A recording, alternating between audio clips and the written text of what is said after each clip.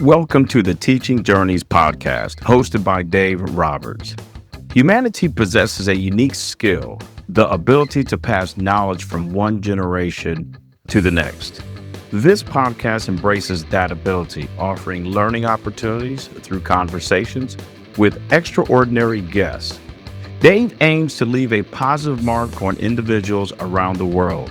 So before you dive into today's episode, please share this podcast with your network, including friends, family, and colleagues. And please consider leaving a rating or review. Your support makes all the difference.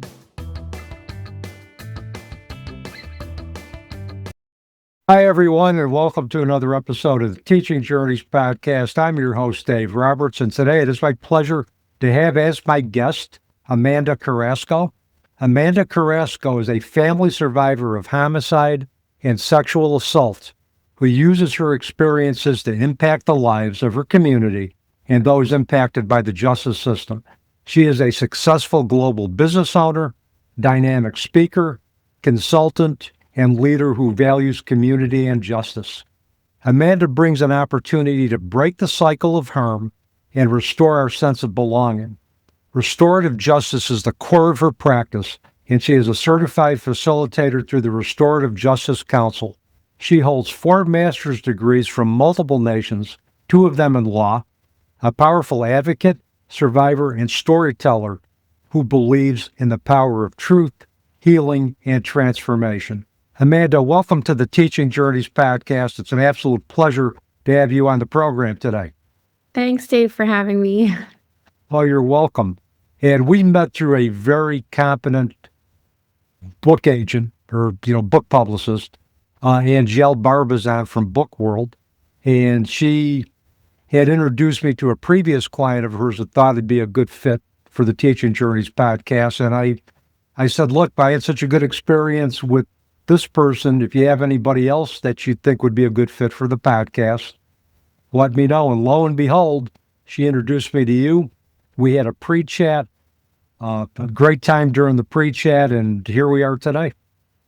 Yeah, it's helpful. I mean, you got to have a good team, right? Whatever your team looks like. And so Angel's amazing. She's from Books Forward, by the way. That's her company. And yeah, she's phenomenal just in terms of connecting. And because it's great to have a story, but then how do you bring that story out to people so they know it? So it's helpful. I'm so appreciative for people that are helping to get the story out, and she is one of them. Yeah, she strikes me as being very competent as to what she does and how she does it. She pays attention to detail, which impresses me. So I guess I have some questions for you, and I know you probably got some answers for me, so I guess we might as well get going. I'll do my best. Oh, I have no doubt, Amanda, that you will do more than your best. So, but first of all, tell our audience about the experiences that have shaped your path as an advocate for restorative justice. Right. I appreciate you read that lengthy introduction. It covers a lot of ground because there's a lot of ground to cover. Obviously, specifically, it starts, with sort of the origin story, which is, your childhood experiences, your growing up, because, those really are your formative years and they have some deep impact for you. And so that was true for me. And unfortunately, my childhood was marked with a lot of harm. So I do have, working with complex trauma, PTSD kind of a thing. I experienced multiple sexual assaults from different people, multiple occurrences from the same people. And then I'm a family survivor of homicide because my sister and her children were murdered when I was 16 years old and living with them, and was supposed to be home but had an argument with her. And that's the only reason why I'm here today. Yeah, I remember that part of the story very vividly. And you mentioned in your book, which we're going to be talking about, Becoming the Brave One, My Journey to Justice, you mentioned in the book that you should have been there. But obviously the universe had a greater plan for you, and you weren't supposed to be there. Yeah, it's a hard one, though. Like, there's definitely, survivor's guilt is a very real thing, having to deal with the fact that she's gone and I'm not, and wishing that it could have been reversed. Like, my sister was a light to me. I had all of this darkness around me. She was trying to help me. She was supporting me. She saw me. She was taking care of me. Like, she was my legal guardian at that point. And so she was kind of everything. I looked up to her, my role model. And so to have her life taken just kind of threw me into a super, super dark state. But it was so hard because it's like, but why her? Like, she's so great. She should be here and I should not. If anybody's going to go, it should have been me. So yeah, that's been a lifelong sort of thread to carry and navigate through. Yeah, and survival guilt's been a big part of my journey as far as with my losses too. I question even sometimes today, why did I get the privilege to grow older while others didn't? Yeah. And that's not an answer. Any human law answer I have, I couldn't even give you a human law answer for that. It's beyond human law comprehension. But the fact of the matter is we're here. We've been given the opportunity to serve, and I believe we might as well make the best of it and try to leave some positive tracks before it is our turn to dance into another dimension with those that have gone before us. Yeah. So tell our audience about restorative justice. I know this was a big part for you personally in terms of your journey. What is it? How does it work? And how did it help you address your personal trauma specifically? Restorative justice is something that certainly is misunderstood a lot. And so I think that it's important that people do have a good concept of what it is and what it isn't. It really is about putting the victim back into the center of what happened and asking exactly who was harmed, how did that come to be, and what are their needs now? And so that's the restorative piece of that. We currently live in an adversarial system, whether it's in the justice system or even just how we deal with conflict. So restorative justice says, look, we can be harmed in community and we need to heal in community. We need to be together and the victim needs to be the driver, because I can't assume to know what your needs are and you shouldn't assume to know what mine are. So having a victim-led process is really integral and foundational to the healing journey. So for me, I had 2 restorative justice opportunities. The first was very informal, and it was before I even knew what restorative justice was. So one of the people who harmed me in terms of my sexual assaults was a family member. And so I had initiated a conversation with him. I had gone through another family member and said, hey, like, would he be willing to sit and talk with me because I have questions?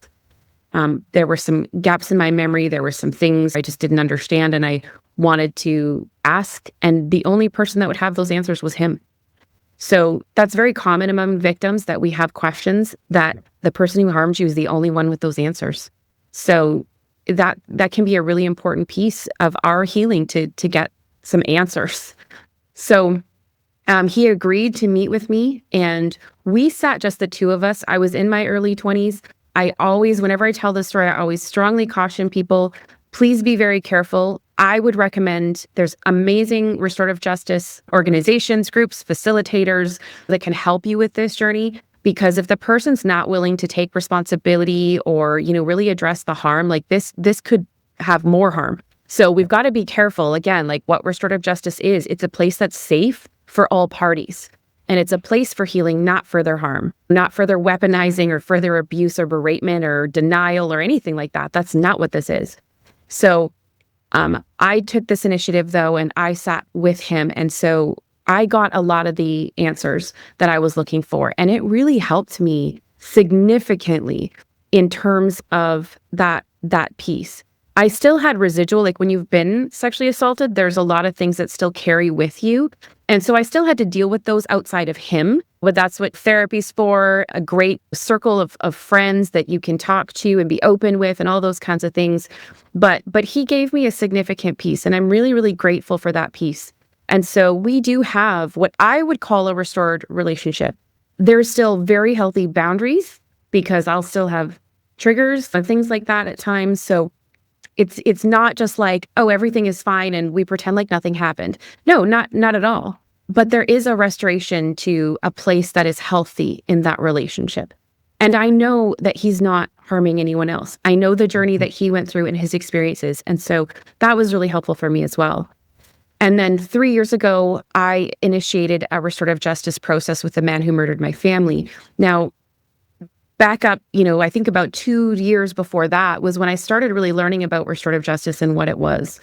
And the man who murdered my family, he did go to prison, and I had a caseworker because I'm a registered victim of the crime. And I had mentioned to her that I was learning all about restorative justice and what a neat concept it was. And she said, yeah, but that could apply to you. Like if you wanted a restorative justice process with your offender, we could arrange that. And I was like, oh, yeah, that's nice. But no, thank you. No. Like, no, I don't want to be anywhere near that man.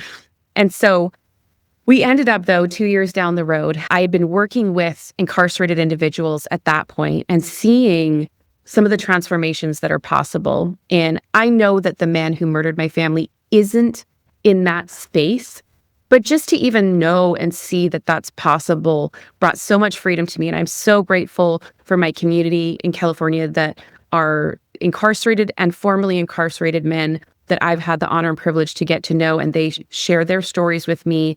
I've been able to be a surrogate victim for some of them and express to them some of the pieces, of what this looks like from the victim side, because they don't know some of it either.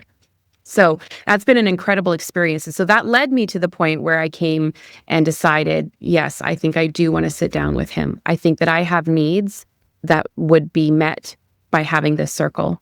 So it was 2 years from the time I kind of decided, okay, I think I want to do this, to the actual meeting. So that was a long piece. He didn't get as much lead up. He only got a week's notice. My restorative justice caseworker went to him and said, Amanda would like to meet with you. Are you interested? And he said, yeah, I'm familiar with restorative justice. I would like to do that. And he said, great, she's going to be here next week. And he went, oh, I thought it takes like years. And he's like, well, would you like to meet next week? Because that's the option. And he said, yes. So I went and I sat with him, and I had prepared in advance what it was that I needed to say to him, the questions that I needed to ask. And for me, there actually weren't a ton of questions that I needed to ask him, because we had gone to trial. I had testified at the preliminary hearing and at the trial, back when I was like 16, 17 years old, 16 when it happened, 17 at the trial, and trying to graduate high school and testifying my sister's murder trial. And so I really more had a need to share with him the pain, because when you lose a family member to murder, it's just so horrific and so unjust. This should not have happened. This was someone's choice or recklessness, whatever it was. In this case, having that be a family member, it was her husband, someone who was supposed to love us, protect us, work for us all our lives and betterment. And we lived together, and I loved him, and I thought he loved us. So it adds a level of betrayal when the person that murdered your loved one was part of the family. So sitting down and being able to explain to him the harm that he's left me with, that I will carry for the rest of my life, because you can't fix this. She's not coming back. The babies are not coming back. Having to carry that on and what that looks like for me. And it was like I almost sort of broke off a piece of my pain and like handed it to him and said, here, this is yours. Like, I can't give you all of this. I wish I could, but I can give you a piece of it, because you're the person that gave this to me. And you could see him, almost sort of physically take it in. Like there was the change in his demeanor, the way his body moved.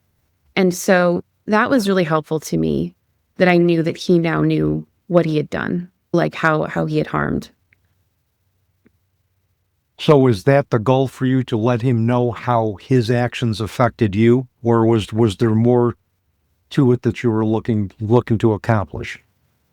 That was honestly my number one goal for me personally. And like I said, because a lot of questions had been asked and answered, like a lot of people ask why. I knew why. I knew why he had planned this. I knew the influences. I knew all of those pieces. So that wasn't outstanding for me. It was more that I just needed him to know what he did, and how much it hurt, how much this has affected all of us, the entire family, for the rest of our lives. We are carrying this forever, and you did it. So that was definitely my number one goal, was that. But then, as kind of happens with restorative justice, there's other pieces that come, sort of organically and naturally. He gave me some of my memories back. There were things I'd forgotten about my sister, and they're little things, but they're significant. He said, do you remember that, she would never let us say no to the babies. She would say, you have to say, please don't. And I mean, it was ridiculous. But that was my sister. She don't say no. Say, please don't. And I mean, it drove everybody crazy. But that was so her. And it was just her heart of how to like nurture her children to the best of her abilities. And that was what she believed. And I had forgotten that. And that was a powerful moment, like to remember something about her that I had forgotten, So there were some other really great things that came out of it. I lost a lot of fear too. I should say that, because I was always afraid. I mean, this man was going to kill me. Had I not had that argument with my sister, like it was planned, it was premeditated. It wasn't like he snapped. He wanted us all dead. So this man was prepared to take my life too. And it's only by her being protective and we getting into a fight because I was being a bratty teenager. And then I got mad at her. And so it's only because of that I'm here. So I carried this fear and then testifying against him, So I thought there's a possibility he's going to get out of jail one day and he'll come for me. And one of his family members even said that to my biological mom. He's going to get out and he's coming for her. And it was like, what the? So I said that to him. I said, we need to talk about this. Like, this is what your family member said. And, so we talked it through and he just said, man, like, that's not true. I'm not angry at you. I understand. I'm not angry. And he's obviously not a person that I would trust, but it felt genuine. And I think the whole process of being able to sort of stand up to him and tell him and use my voice and say, you did this and this is how you harmed me, it gave me some power back. And just to see when I walked into the room and he was shaking, but to be like, oh, he's actually afraid of me. I have some power. I have some effect on this man. So I walked out of there and was re-traumatized. So it took a while to go through. But once I got through that, I was so much more free. I had less fear. I carried less pain. Like it was a whole different world, after, it took me about 3 weeks to kind of come down off of that whole piece. Yeah. Well, for me, when you were describing the process of restorative justice, it puts the power back into the hands of the victim. It's a very empowering process. From what it sounds like to me, is that where the victim in a safe environment has an opportunity to confront perpetrator, or in this case, the person who took your sister's and her children's lives, and be able to have a conversation about that. Let him know how you felt. Also, talk about some additional fears you had about him coming after you again in a safe environment. And it sounded like, I don't know if the term healing is the right term or the appropriate term, but it sounded incredibly empowering and maybe liberating in some ways. Yeah, I would absolutely say that. I did. I felt freer, than I was before. Some of the symptoms, like something can fall in my house now and I'm not on the ceiling. Like my body used to freak out when I heard a noise that I didn't know. It automatically would assume he's here, he's coming for you. Mm-hmm. And I know, like logically, like he's in a prison, thousands of miles away, but it didn't matter to my body. He's here coming for you because there's a noise you didn't know what it was. Yep. So yeah, to have that was huge for me.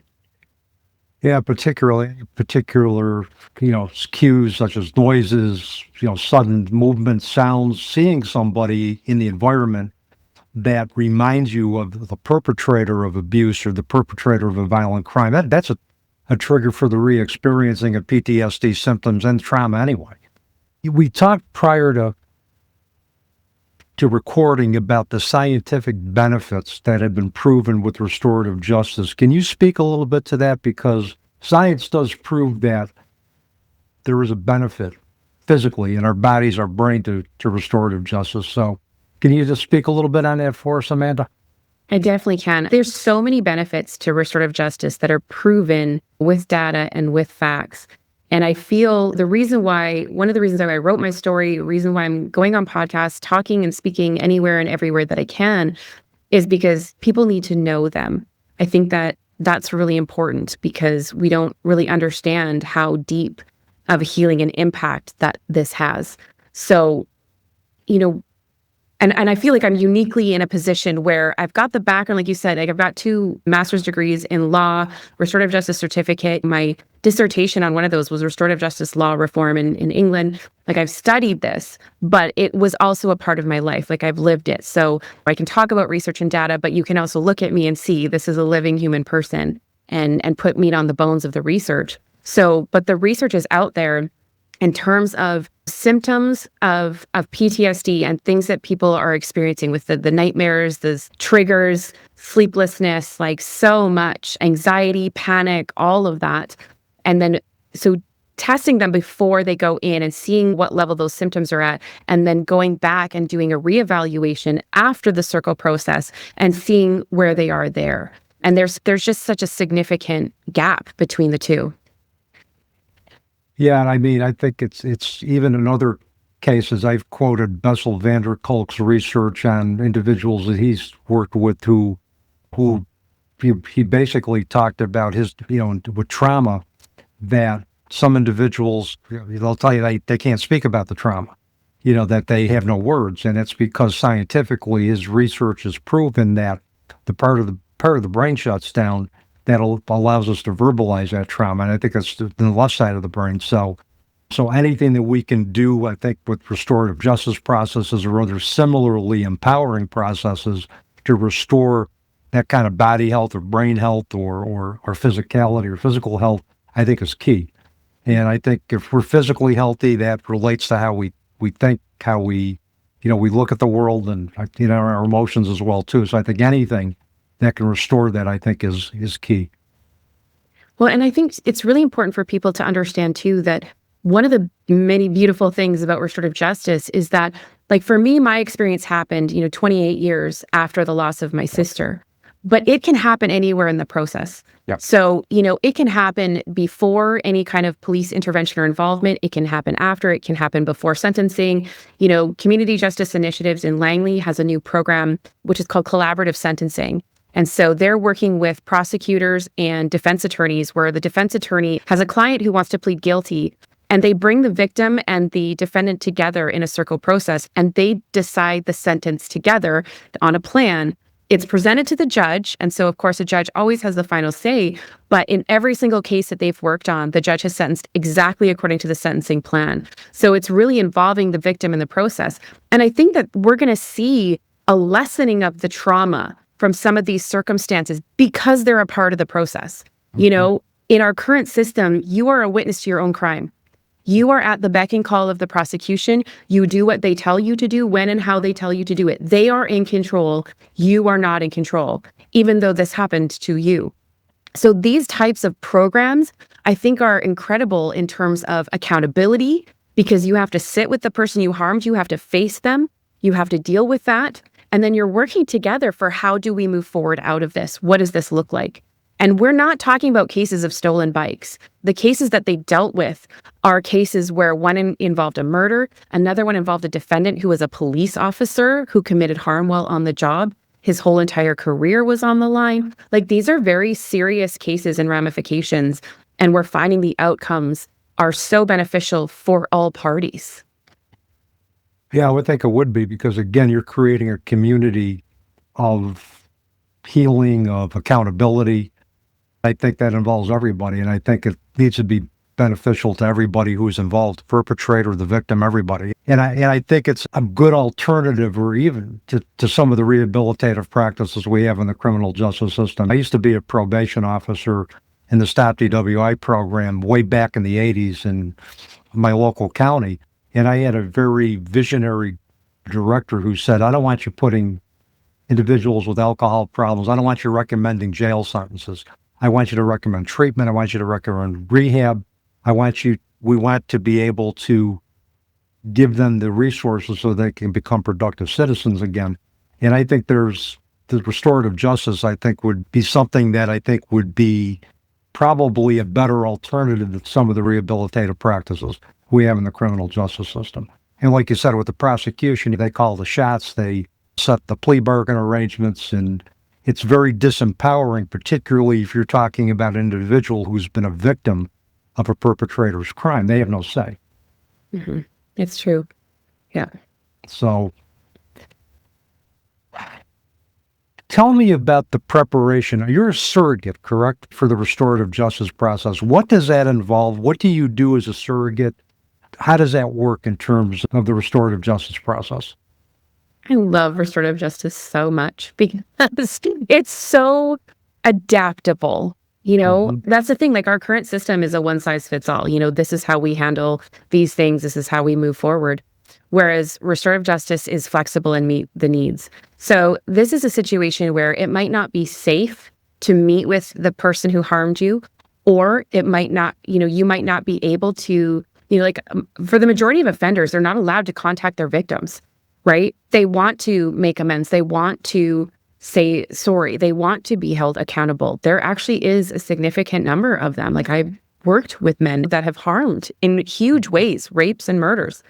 So this is really important. But again, it has to be victim driven, and it should be voluntary. You should not be forcing people into these situations. Yep. So if a victim's not willing to come forward, or like I say, it's not safe for a victim to meet with an offender, that's where we look at that surrogacy piece.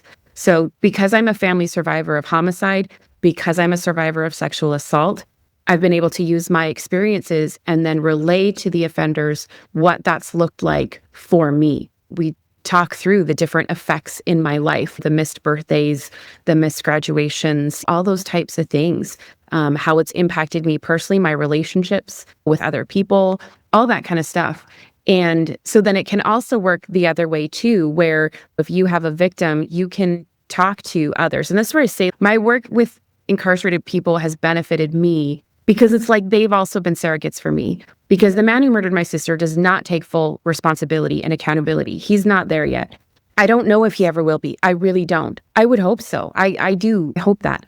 But we're not there. And I did talk to him about that like, if you ever get there, it would be really helpful to the family. But that's a choice that you have to make. I know what the inhibitors are, but that's your call. But I just need you to know that, like, you're still continuing to harm by not being fully accountable. So to see men who have committed harms, whether it's domestic violence, there's several that have committed murders in various capacities, and, being able to talk with them and see them take responsibility.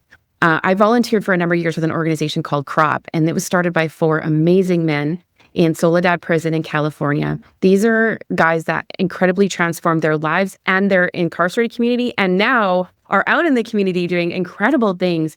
And I remember the first time that I ever met Jason Bryant and Ted Gray. We were all in a Zoom together, and I knew the backgrounds and stories of these people. So I knew that Jason Bryant was not even in the room where the person was killed, that he was sort of a part of. And I knew that Ted did not pull the trigger on the person who was murdered. And both of them, as we went around and introduced ourselves and, our connections to the justice system and experiences, both of those men said, I killed someone. And that stuck with me so deeply, of how much they were taking responsibility for their contribution to the death of that man. Even though I knew neither of those men pulled the trigger. Jay wasn't even in the room, and they both started the same way. And that just stayed with me so deeply. So for me as a victim, to be with people that are taking accountability, it was super healing to me. So they were like my surrogates, that I needed an offender to say, like, hey, I did wrong here and I'm owning it. And they've taught me, like, even if your contribution was 10%, you own 100% of that 10%. Yep. And I've loved that. That's always stuck with me when I'm looking at, when I screw up and make mistakes, I'm like, crap. I know I'd like to minimize it. I'd like to excuse it away, but I need to own 100% of my 10%. Those guys taught me that. Well, and I think accountability in any setting is just a powerful tool to, one, it just keeps us human. And it also, I think, helps us build relationships because, we're willing to share that vulnerability that, hey, we made mistakes. For me, I never hesitated being accountable to a client when I screwed up. If I wanted to build a therapeutic relationship with them, they had to see that, if I wanted accountability from them, they had to see that I was willing to be accountable to them as well. Right. And I think that one term said, hey, I did this. I have no excuse for this. I did this. I was wrong. And I like that 100, if you did 10% of it, own 100% of that 10%. Own your part with that. Don't blame anybody else. You own the part of what you did, and let everybody else take responsibility as to the extent that they wish to for what they did. But we have control over how we see our own reality and how we choose to be accountable within our own reality. Yeah, it's true. And So, it's not just the big things. It's not just, murders. Like, it's the little things, the ways you screw up with your kids and you lose your cool and yell at them or make a mistake at work or whatever it is, owning our stuff. And like you say, like being transparent, being held accountable. Every single one of us need that in our lives. And so as I say, like, it's helped me be a better person from learning, all of these principles and ways of doing life that are super healthy. yeah. They're hard. It's hard, to be like, oh my gosh, I royally dropped the ball here. Yeah. But it's better. Well, I think particularly depending on our histories, depending on our family histories, that type of accountability can be really scary too, for a lot of different reasons. Right. Because a lot of times, and I've talked to individuals who've come from unhealthy families, if they were accountable, it was either not validated or it was violently addressed. Right. And so they learned sometimes that it was better to in their best interest for survival to lie rather than tell the truth or to be accountable as a survival mechanism. So, but I think being accountable can also illustrate that we can also be vulnerable and not be punished for it. Right. But we do have to accept that there's consequences. And there's a difference Absolutely. between punishment and consequences. Because I've seen that too, where someone goes, oh, I screwed this up. I'm really sorry this happened. And it's like, okay, well, now we need to hold you accountable. And like, these are the repercussions. And it's like, no, but like I told you. Yeah, we need to take measures. So I kind of talk about that in my book. There's been a couple of experiences, in terms of leadership and particularly in the church where we've kind of really dropped the ball there. Someone comes forward and they're like, oh, I'm so sorry. I messed this up. I'm repentant. And we're like, oh, we forgive you. Stay in your role. Like everything is okay. No, it's not okay. You kissed a teenage girl and you're the youth pastor. You should not be the youth pastor anymore. I'm sorry. Like, there's consequences to those actions. It doesn't mean that we don't love and accept you as a person. We appreciate that. Truth is important. But, it's not a punishment. It's a logical thing because, obviously there's some stuff we need to deal with here. We can't just keep you in that same role and be like, no big deal. Yeah, absolutely. And, there's one thing I wanted to ask you, just that this came to me when you mentioned the term forgiveness. And I'm new to restorative justice, so I'm kind of like the student here, and I'm putting you in the position of teacher.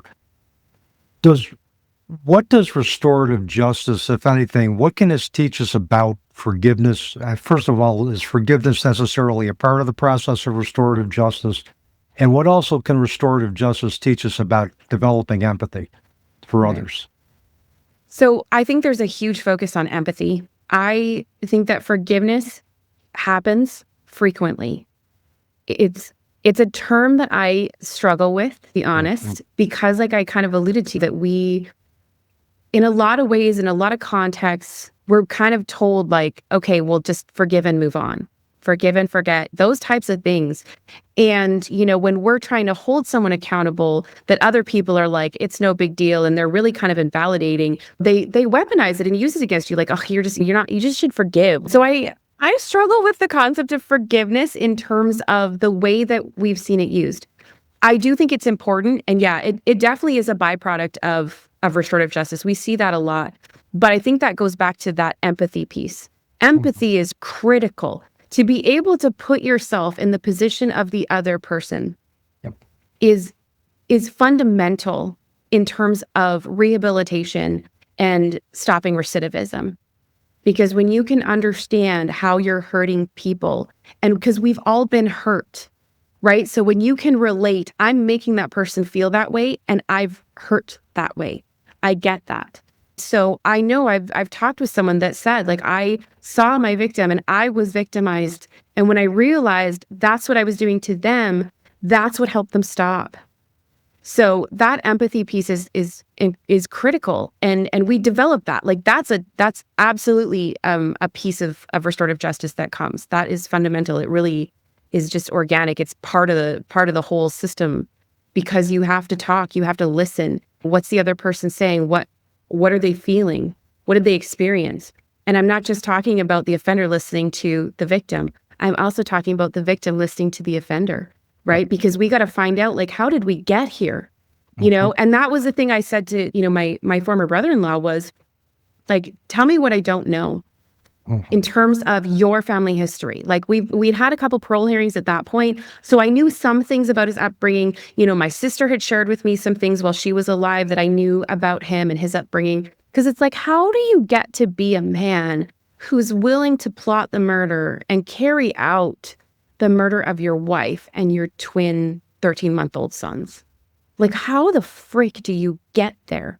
Yeah. So I'd offered him that opportunity to tell me, like, what I haven't heard at board hearings. What else is there that you haven't spoken about? Just to give me a little understanding for how this happens, because it's unfathomable. So, for victims too, I think sometimes, like, I've heard cases of, someone that was raped by a stranger, which is less common, but, a woman confronted her rapist and said, like, I need to know why you picked me.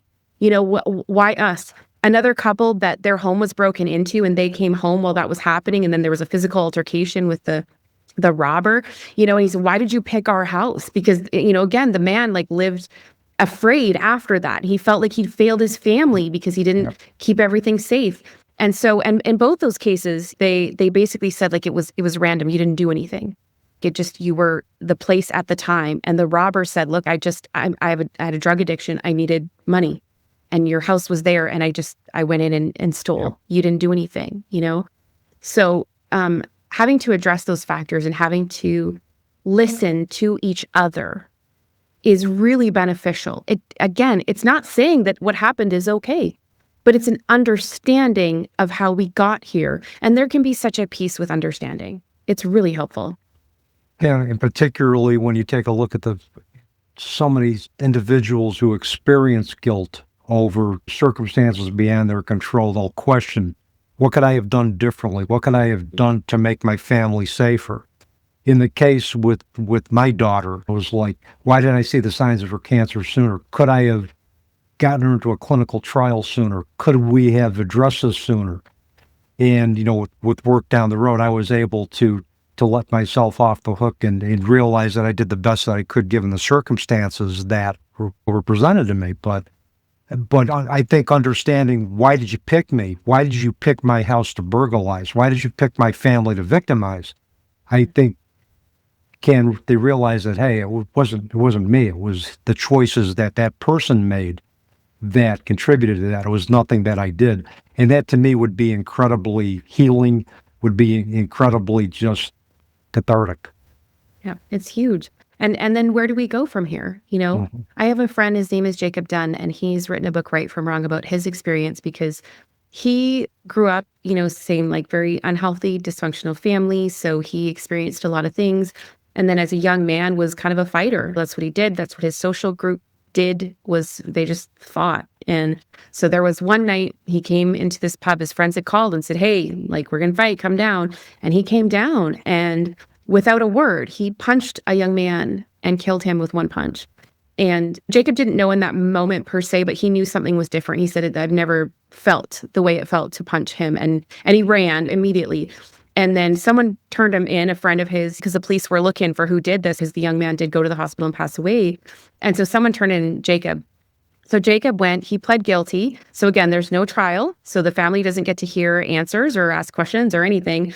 And then Jacob was sentenced to 13 months, which to them, the loss of this amazing, promising young man who was training to be like an ambulance attendant, 13 months is nothing. And so they're just left with such grief and loss and emptiness. And so towards the end of Jacob's sentence, they initiated a restorative justice process. And the person that they talked to told them, like, look, like, he's going to be free. He has no reason and incentive to meet with you. So don't be surprised if he says no. Like, there just isn't a motivation for him. And yet they did approach Jacob, and Jacob said yes. He felt like that he would answer some questions for them. And so they started with a letter writing process. It was, it's not always a circle process, at least for sure not at the start. And so for them, they just wrote letters back and forth, through the intermediary. So everything was safe. And, there's confidentiality and privacy for both parties. And so the family just started asking questions. Do you have martial arts training? Did our son spill his pint on you? Because they're in England, so it was a pint. Yep. And what happened? And so Jacob was able to reflect, because the whole time that he'd been in prison, he just got angrier And he was going to get out, and he was going to find the guy that ratted him out, and he was going to make him pay. That's all Jacob thought about. He says, like, I came out worse than when I went in, but not for this restorative justice process. He said I would have caused more harm. But that opportunity for him to think through what he did and why did he do what he did, because the family needed those answers. And in order for him to get those answers, he had to deal with what he did, and he had to face it. And so they kind of said to him, like, well, what are you going to do now? Because a big thing for victims is stop the harm. We can't go back. We all know that. You can't take back what happened, but I want it stopped. I don't want you to hurt anyone else. And so he was like, well, I think I need to graduate high school. I haven't done that. And they said, great. Well, why don't you graduate high school and maybe then we can meet? And it gave him a goal. It gave him something to work towards. And so that's what he did. He graduated high school, and then they met in a circle together. And it's kind of grown and developed from there. And they've gone on to speak in different places together as to talk about restorative justice and what that looked like for both of them. There's now a play called The Punch. It's been in England. It's in New York this fall. It's very exciting. And I'm going to try to get it to California just to tell this incredible story of how it changed Jacob's life and stopped further harm, because he self-admits he would have gone on to harm more people. But that reflection of what I did and how it's hurt others and why did I get here? What contributed to me being here? My own undealt with trauma, poverty cycles, toxic masculinity. I got to prove myself. I work with a nonprofit right now, Sharp Circle. Chris Johnson and I started that 2.5 years ago here in California. We're working in juvenile facilities in San Francisco, Monterey. We're looking to expand because Chris was sentenced to 65 years to life for a series of armed robberies that he committed. And he got out after 15 years because of the work that he did on himself and addressing his crime factors. And a big one was that I got to prove myself. He had a girlfriend at the time that he felt he needed to impress. He needed money. He needed the showy life. She liked the signs of violence. So he did all this stuff to prove himself as a man. And then he had to go to jail. And he said when he was prosecuted and seeing the people come up, and read their victim statements and stuff, and he was like, oh my gosh, like these are real people that I robbed. These are real people that I harmed, because he had objectified them and dehumanized them. They were just there for his purposes, but now they're real people that he's made afraid, that he's impacted their lives. And so he went into the prison and he started doing the work. And so now he's working with these young people and trying to help them with where they're at to address these factors. How did we get here? So that we can stop the harm, stop these cycles. And we can't do that without addressing the factors. Well, and the other thing too, when you're working with young adults, they're coming in with their own generational trauma that breaks the cycle. If you can work with them to say, how do we get here? What can we do to change it? That automatically breaks that cycle and kind of rewrites their family history without rewriting their genetic code. Right. Yeah, absolutely. Because it does. It cycles through. Like I can see the harm that I suffered at the hands of my parents, who I think still kind of did try in their own ways to do the best they could, but there was still significant harm, that came from them. And I can see the lineage of that, right? And I know, like, I haven't been the best parent to my kids either. And especially I have 4 children, and I talk about this. My 2 older ones, I feel like they got the worst of me because I learned, because I saw my parents coming out in them. And I was like, oh my gosh, but I don't know how to stop it. Like I have to address it because it's just your natural instincts, because it's what it's what you've learned and been taught. So you have to fight against that. So I had to go to therapy, like parenting therapy. I had to, learn from people who were good parents and be like, well, how do you do this? And how do you do that? And so I had to work that all through. My older 2, so we always laugh that my younger 2 got the better parent, because I'd learned so much by the time it came to them. So still by far not a perfect parent whatsoever, but my children are amazing people despite all of the things that we've all gone through together. So that's a testament, like even if I can lessen the cycles, like I think there's some things that I haven't been able to fully stop because I wasn't able to heal, before I had them. But we're at a place though that they're doing better. And I used to tell my kids, like, I want you to be better than me. my poor daughter, it almost traumatized her because she felt like she had this huge standard to live up to because she kind of looked up to me. And I said, no, no, no. But like, look at you right now. Like my daughter's 19 years old and the person that she is, the confidence level that she has at her age, the things that she's doing, the way she's using her voice, her advocacy, her desire and passion to help others. I said, you don't understand. You've already outdone me.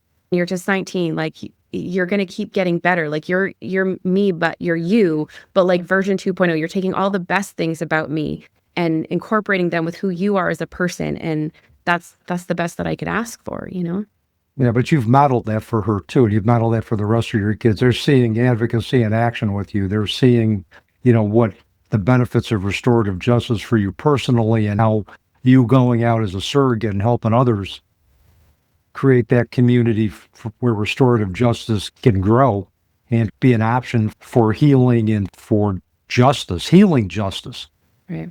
They were also my they're guinea saying pigs too. I need to say that, like, when I learned about restorative justice and the whole concepts, because I used to do the like, okay, timeouts and this and that, and whatever.